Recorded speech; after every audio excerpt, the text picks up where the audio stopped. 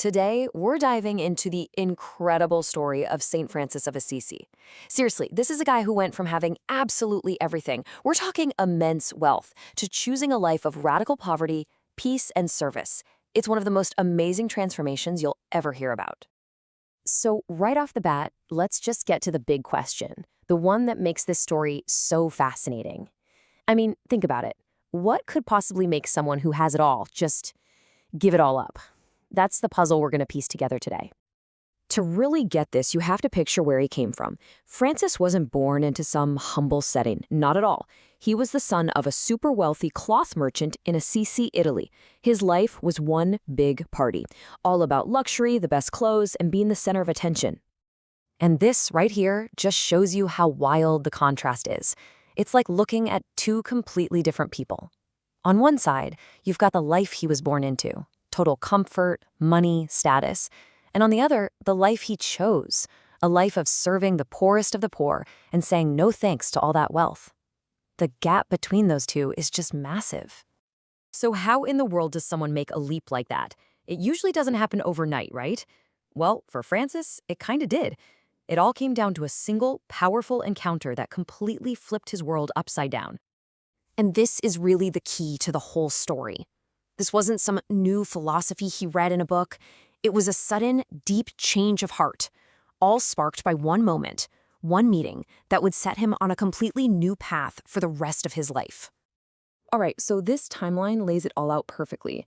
You start on the left with his life of wealth and privilege. Then, bam, you get to the middle, the catalyst. He has an encounter with a leper. Now, back then, lepers were the most rejected people in society, totally shunned. And what happens after that moment? You see the result on the right. His entire life takes a hard turn toward God and service. You know, it's one thing to have a change of heart, but it's a whole other thing to actually act on it. And Francis, he didn't just start thinking differently, he started living differently. He set off on this radical new path that just completely shocked everyone who knew him. So let's break down what this new mission actually looked like. He started working hands-on with the poor and the outcast, the very people everyone else ignored. He found a deep personal devotion to the Eucharist. And of course, he started showing this incredible care for nature and animals. It all led to him founding the Franciscan Order, a whole community of people ready to live by his example of humility and service.